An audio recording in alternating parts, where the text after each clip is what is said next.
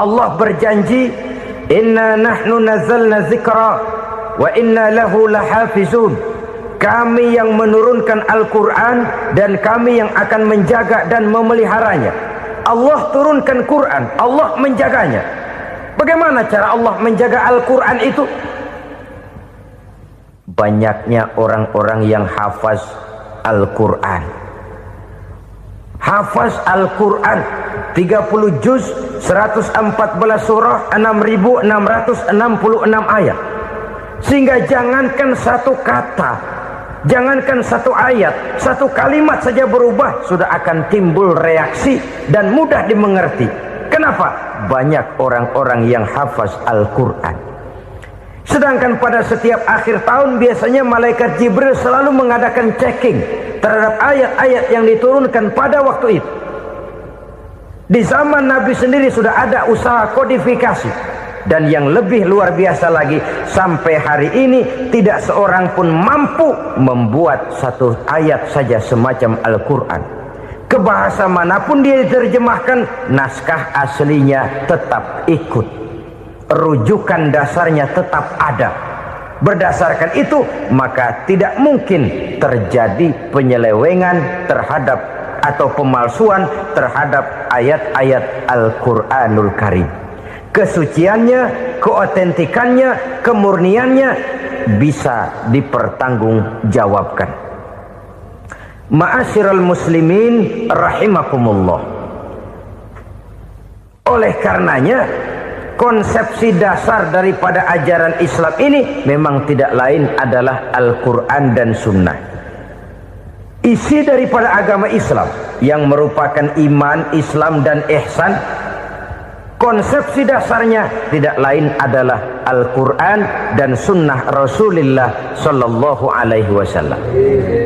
Maka yang kita perlukan sekarang ini adalah terjemahan Al-Quran di dalam kehidupan kita.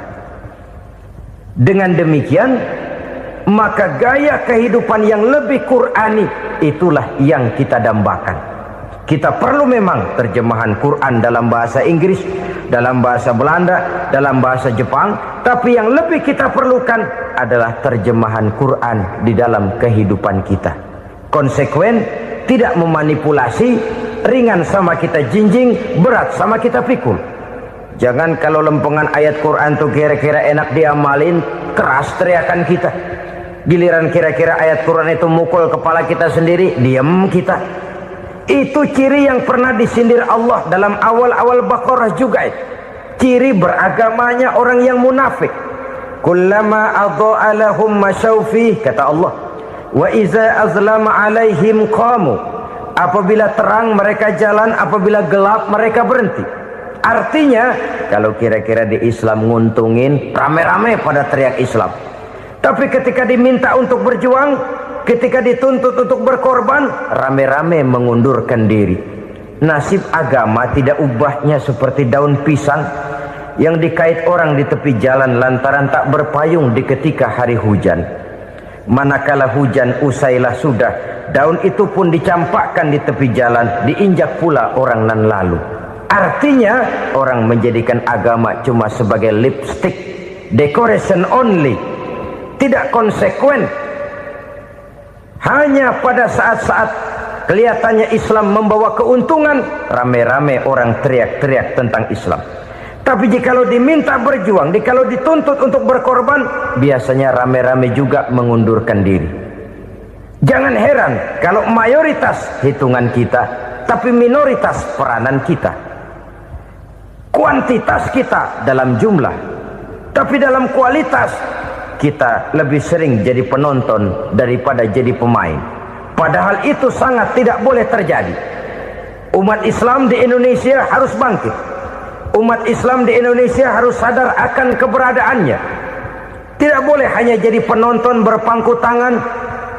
Karena memang agama kita juga mengajarkan untuk konsekuen di dalam menjabarkan ajaran-ajaran daripada agama kita.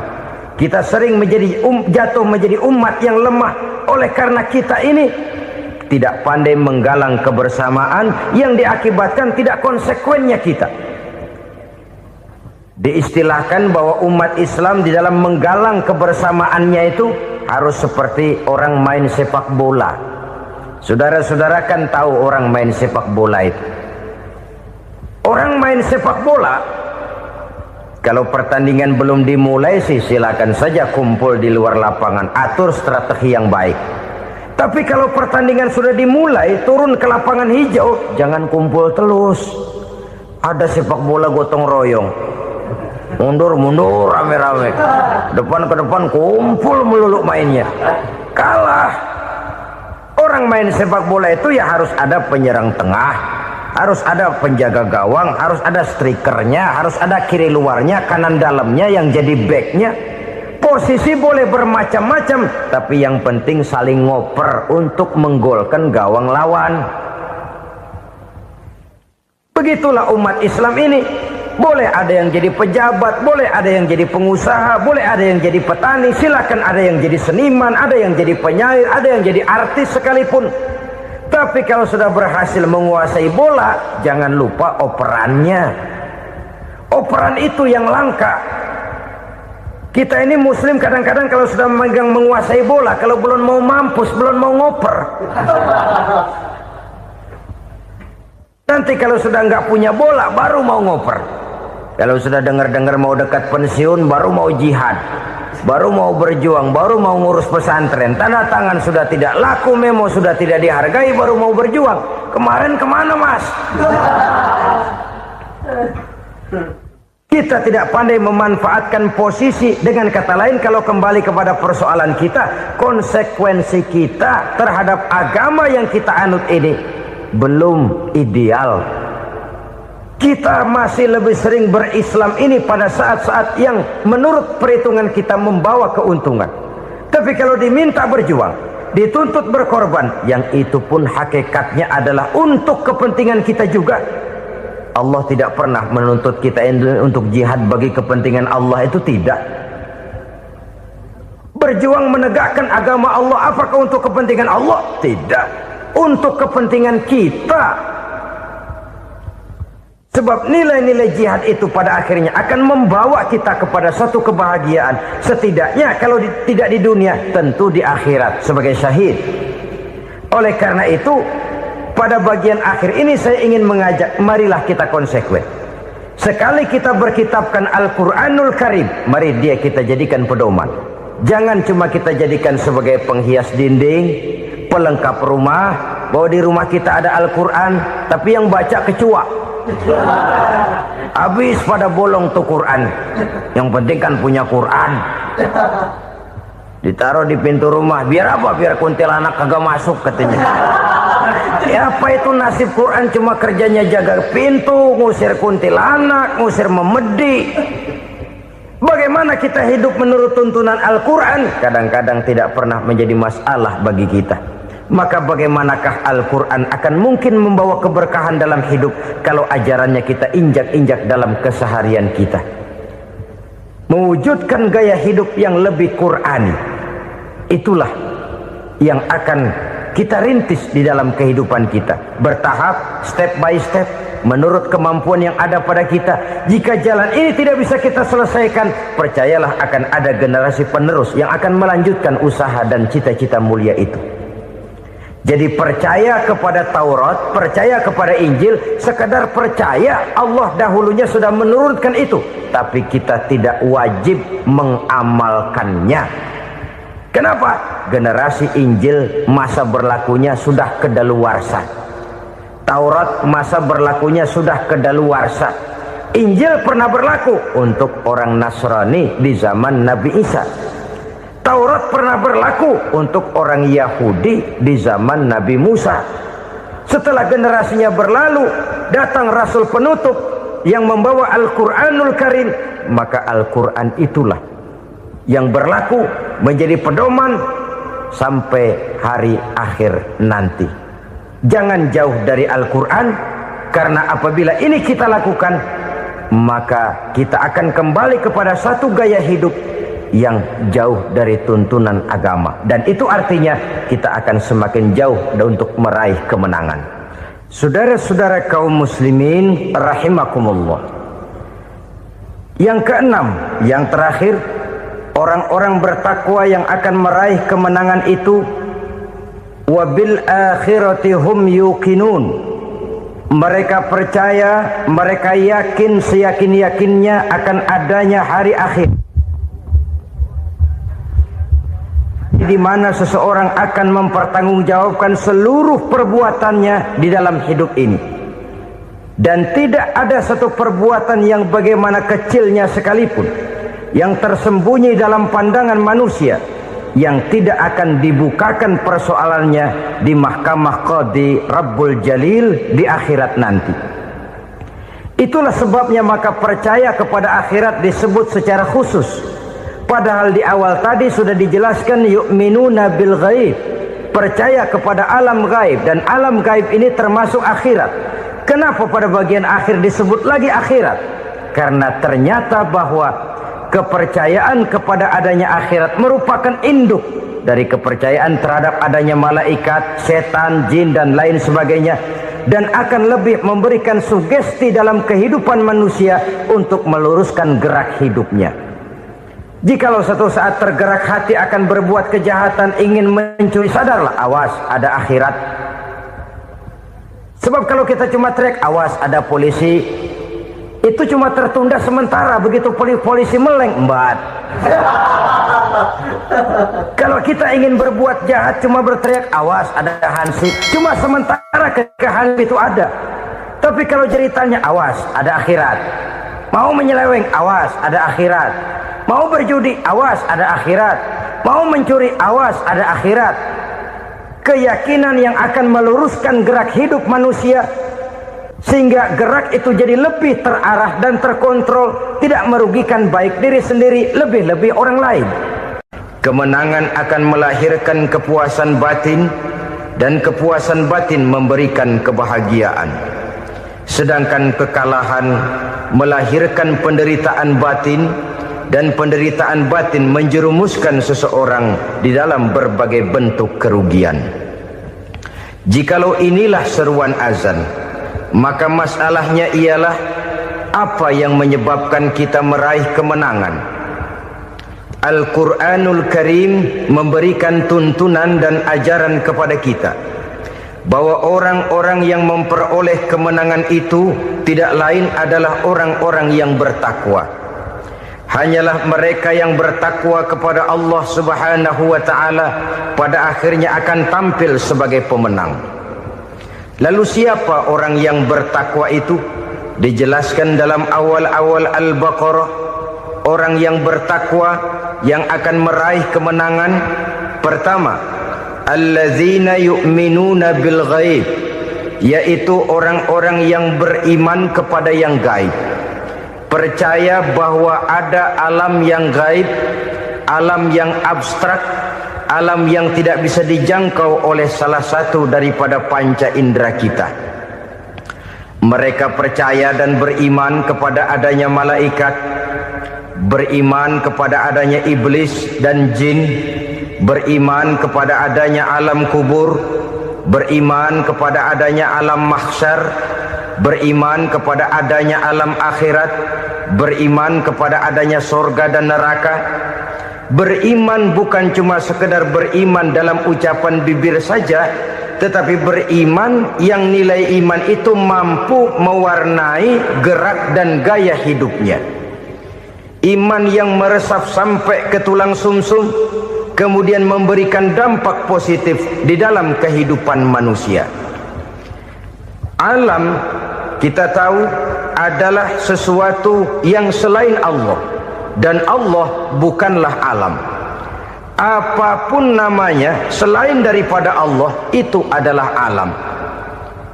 Alam pada hakikatnya terbagi menjadi dua. Ada alam syahadah, alam nyata, alam konkret, alam yang bisa dijangkau oleh salah satu indera kita. Kemudian ada alam ghaib, alam yang tidak bisa dijangkau oleh panca indera kita, alam metafisika, alam abstrak, alam yang wajib kita imani keberadaannya.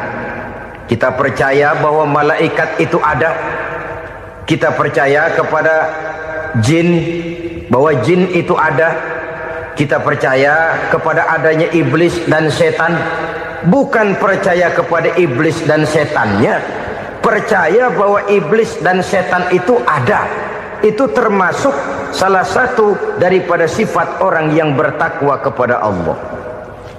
Saudara-saudara kaum muslimin rahimakumullah, kecenderungan pembangunan yang lebih bersifat materialistis biasanya menggeser aspek kehidupan rohani.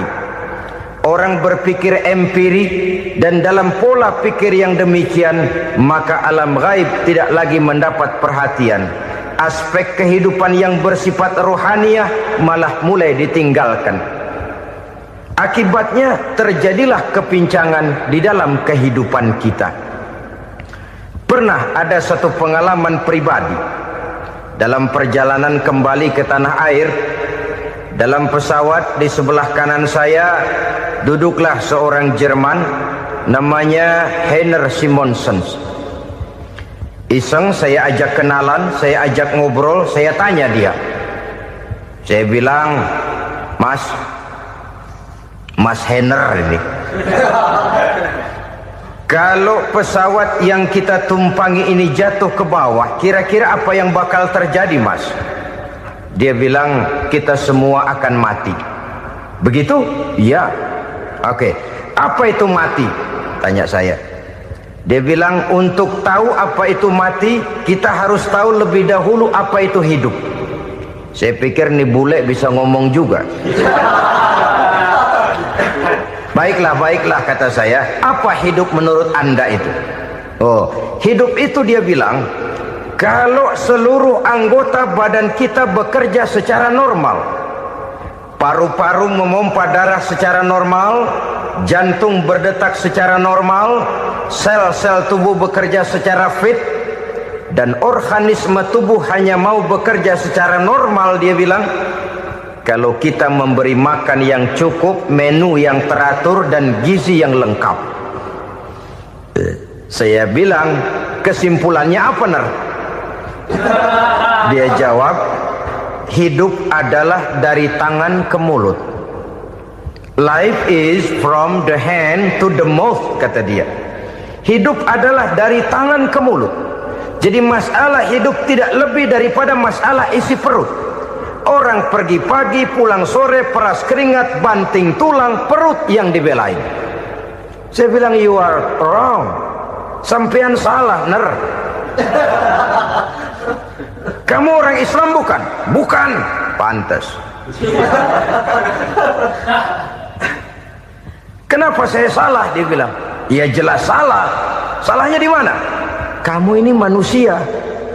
Kalau hidup cuma dari tangan ke mulut, saya bilang, kambing di kampung saya juga begitu pikirannya, Ner. Itu kambing di kampung saya, asal perutnya kenyang, sudah hidup dia. Perkara besok bagaimana, lusa prospeknya macam mana, bulan depan ada apa, kambing nggak pernah mikir. Di kampung saya kambing juga pikirannya begitu. Kamu Kristen ya? Tadinya. Loh kok tadinya, lalu apa sekarang kamu ini? Dia bilang, sekarang saya netral. Saya tidak beragama, tapi saya percaya kepada Tuhan sebagai pencipta alam. Saya ingat benar dia bilang, I haven't any religious, but I believe to God as the creator of the world. Kenapa bisa netral begitu, Ner? Habis saya bingung katanya. Islam bilang Islam baik, Kristen bilang Kristen baik, Hindu Buddha bilang Hindu Buddha baik, semua agama baik. Saya netral sekalian, nggak beragama. Yang penting saya percaya kepada Tuhan. Saya bilang, Ner, kamu ini kayak orang mau beli celana, lalu bingung. Yang satu bilang Levi's bagus, yang satu bilang Blue Jean hebat, yang satu bilang Wool England hebat. Celana ini hebat, celana itu bagus, celana ini hebat, semua celana bagus, kamu bingung. Akhirnya netral, tidak pakai celana. Itu juga salah. Saya pikir-pikir, kemudian saya melihat bahwa dua pola berpikir Heiner ini nampaknya sudah mulai menggejala di lingkungan masyarakat bangsa kita. Disadari atau tidak, Secara jujur kita harus berkata, dua pola pemikiran Henner ini mulai berkembang di tengah masyarakat bangsa kita. Pertama, pola pikir materialisme. Hidup adalah dari tangan ke mulut.